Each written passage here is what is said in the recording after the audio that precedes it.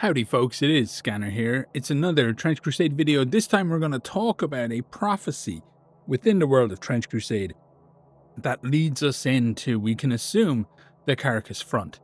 A post appeared on the official Trench Crusade Instagram that featured a heretic hoisting a kind of a flag or a banner with a multi-legged serpent on it, as huge tentacles rose out of the sea in front of it, which we're all taking to mean the Caracus front. And there was some Latin that accompanied this. Now, I received some expansion on that I can't be sure kind of where this falls in or all the rest of it. I don't want to go into too much detail, but I'm going to read what I got, which is the translation of it and a little bit of additional information that wasn't included in the main thing. So, this vision was received by the procession of the sacred affliction by the living saint Gaius, the prophet of mud. Thus says the Lord of hosts, the deep stirs with envy, and the chained one rides in silence. Leviathan stretches the bonds of the abyss, and the rust of blasphemy eats the iron. 7 stars fall, and the sea drinks their fire. The mouths of the proud are opened, and they speak in the tongues of drowned kings. They cry out to the beast, and sing songs of old rebellion, hoping it shall rise and crown them. But the horns of judgment are not silent. I shall send among them my afflicted ones, clothed not in gold, but in ash. Their cross bleeds, their eyes do not close, their feet do not turn. Though the world mocks them, and the armies of darkness encircle them, they shall not break, for my breath shall breathe their strength. Where they tread, the lies of the heretic shall wither. Where they suffer, I shall be glorified. Beware, O unfaithful sea. Beware, O chained one. The time is not yours. The crown shall not be placed on the serpent's head. For I have set a fire in the deep, and the fire shall not be quenched. And the vision ended in a stillness that drank the breath of all living things. Now that's what I got. It's a little different to what went up on the internet. And there's a little bit of extra information in what I received, basically. The mention of the procession of the sacred affliction being the people who receive the vision, very specifically a new living saint Gaius, whom I've researched. There doesn't seem to be anything too particular in that name that's giving hints or anything. There's been a few Saint Gaiuses, and most of them seem to be quite in the older sense. This appears to be based around 1914. So I'm not assuming that living Saint Gaius is 2,000 years old or anything like that. As for the art used in the short, that appeared to be inspired by Wanderer Above the Sea of Bog by a German painter called Caspar David Friedrich. So I don't know if there's anything to that. I honestly have no idea. What I want to do is I want to read through this kind of more slowly and talk about some stuff. So thus says the Lord of hosts. The Lord of hosts is a very specifically chosen phrase from what I can tell. The Lord of hosts is a name that's often used for God in the Bible. I think it's like 200 plus times in the Old Testament. And it's a very interesting choice because the strong implication and significance of it is that God has supremacy over all the armies of heaven and earth. With a huge war rolling in on the Caracus front, our first real look at large-scale combat in this region of 1914 era Trench Crusade, it's likely a very purposeful time to invoke that concept that ultimately God himself is in charge of all the armies of earth and all the miracles, big and small, that they rely on each day to survive the war. So I think that's actually like pretty important. The deep stirs with envy, and the chained one rides in silence. Now, I've seen that mistranslated. People are saying the chained one squirms in silence, but squirms implies a kind of a subservience and whatever, whereas writhes implies you're like bashing against whatever it is. You know what I mean? I also think people are getting a bit too caught up on the concept of envy, the deep stirs with envy. I don't think that's related to the court in any way, or the seven deadly sin of envy. I think it's literally just the creature, the thing, is feeling envy at all the shit that's going on Earth, and it wants in. Leviathan stretches the bonds of the abyss, and the rust of blasphemy eats at the iron. It's the literal sins of man who are about to free Leviathan. It is this change in the world state, this turning of the world into this horrible, godless thing that is about to cause the freeing of the Leviathan.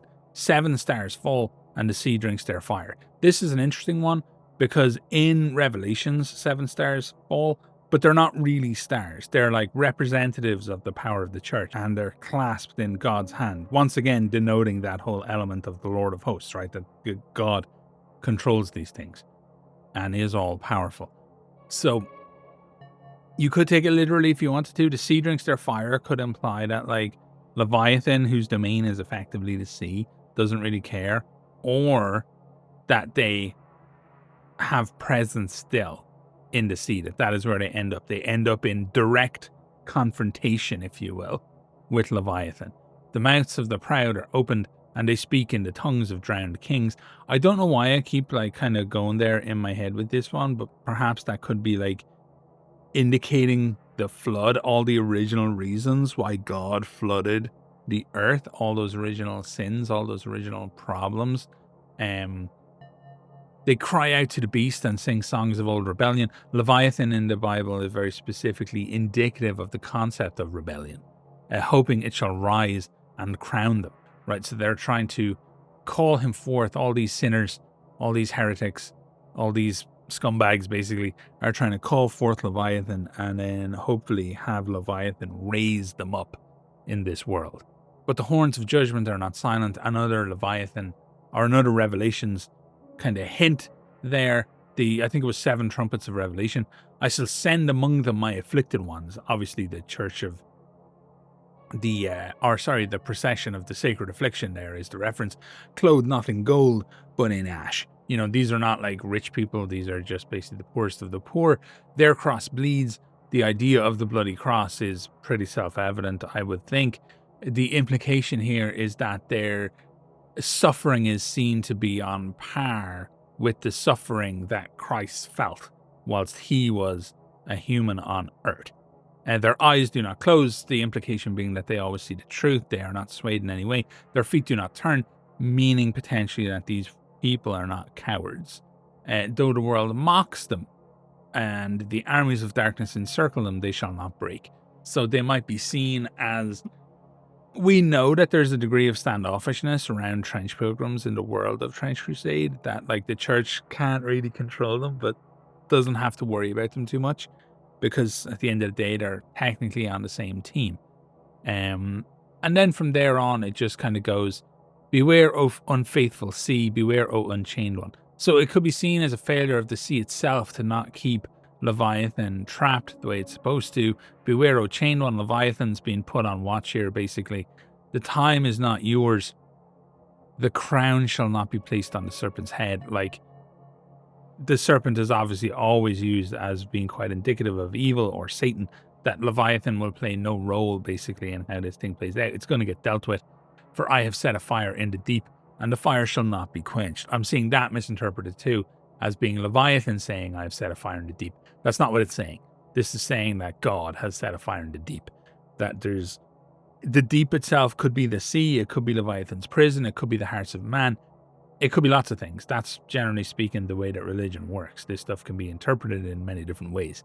I don't see why this prophecy would be any different. So yeah, there's a lot in there, which we'll learn more about at Adepticon, basically. But there's definitely some cool kind of groovy shit that I want to talk about. So, as I said, now I may be wrong, but I feel that people get a little bit hung up on the mention of envy here. While yes, it could be one of the 7 deadly sins, an important part of the Court of Seven-Headed Serpent, we just can't take every mention of every sin as being implicitly tied back to that element of the court. I personally can't feel how I would, or decide how I feel about potentially breaking out one aspect of the court rules to be like completely standalone.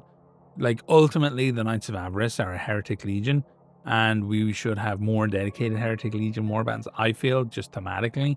And the Black Grail are standalone because Big B shuns the court. But if you're going to break out every single element of the Court of the Seven-Headed Serpent into having its own rule set and stuff, I just don't see it, personally. I don't know how I feel about it. Okay.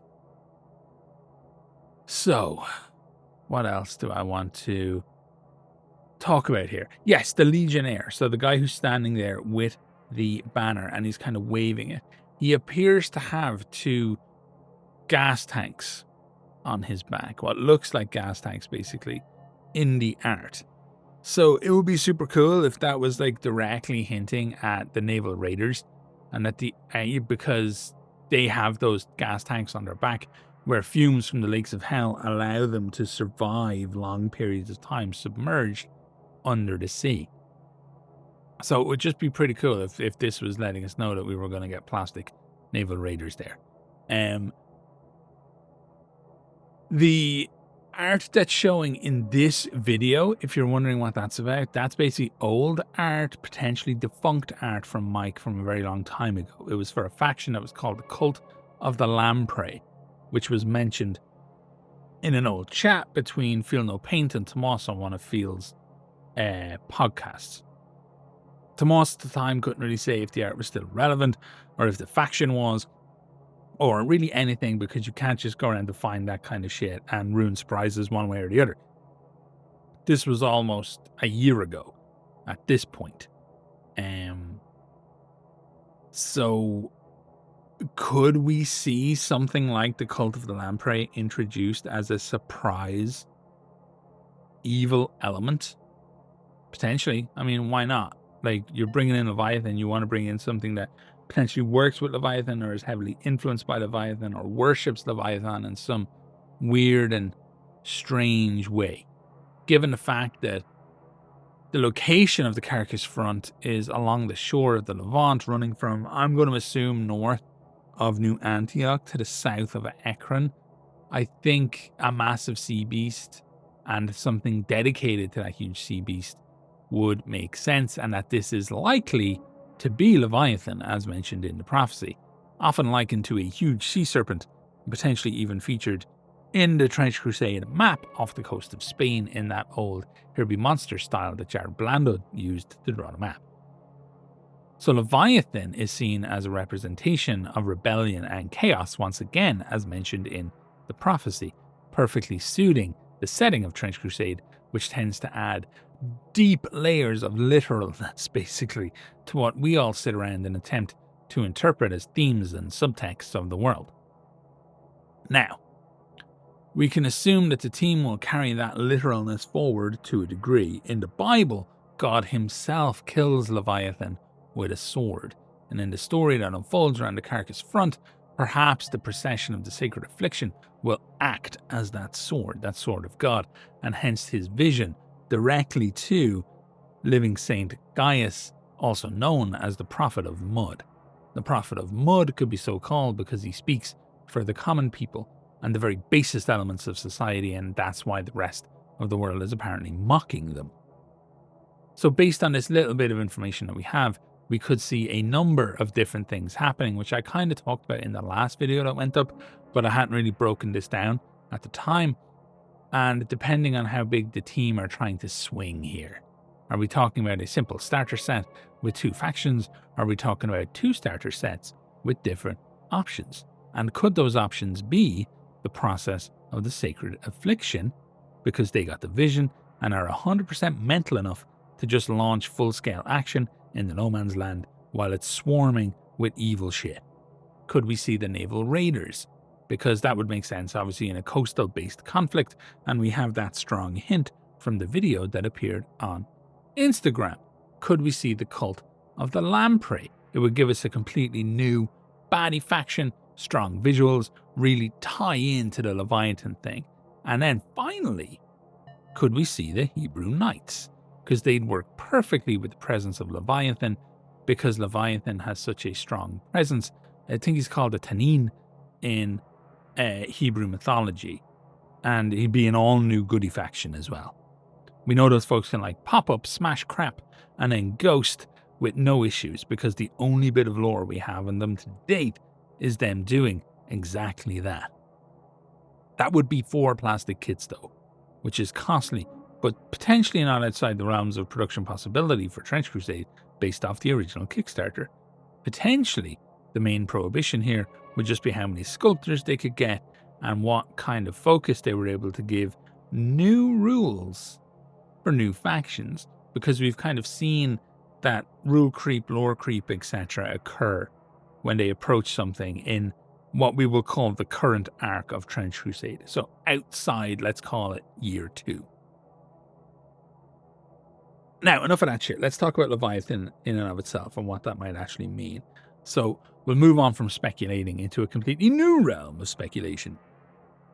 And that's what people might actually want.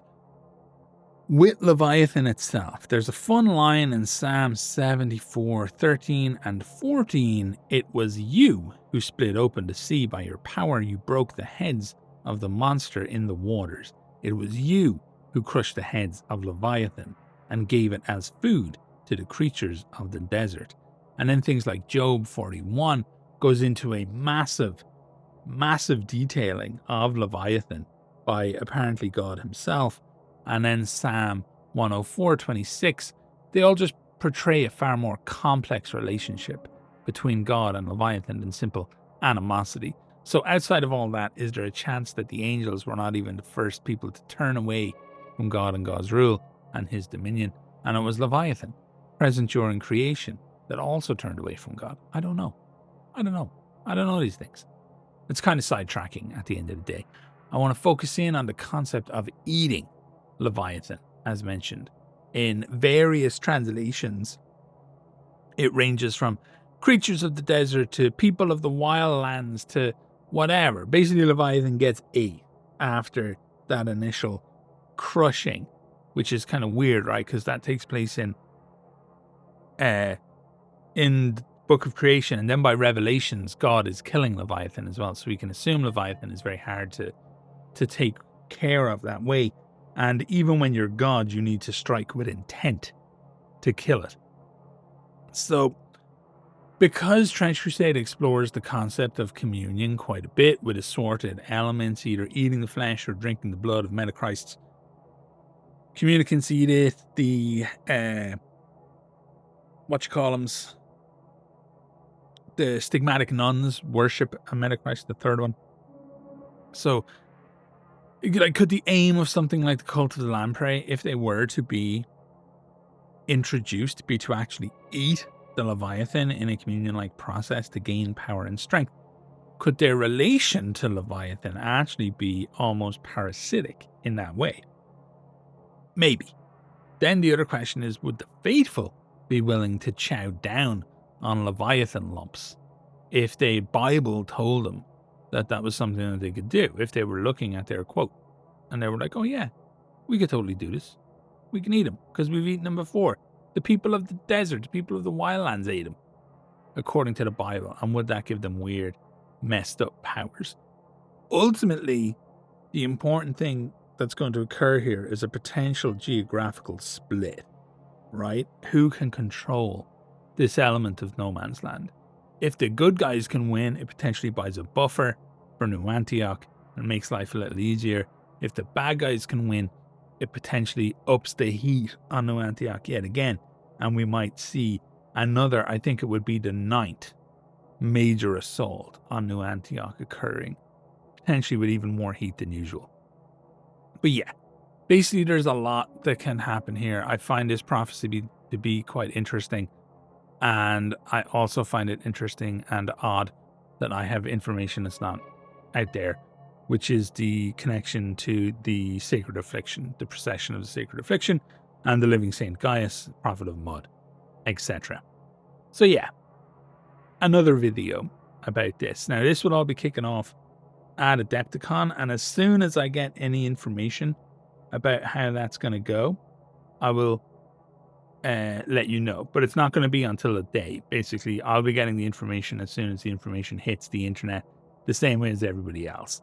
And I will try and scare up whatever kind of resources I can on the day.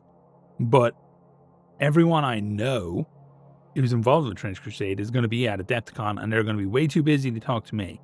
And it can be difficult to get any kind of resources and things like that sometimes. So yeah, we'll see how it goes. I'll keep you all as up to date as I possibly can. And that's it for this video. As always, like the video only if you actually liked the video. Let me know your theories and speculations below. And as always, thanks for watching and all the best.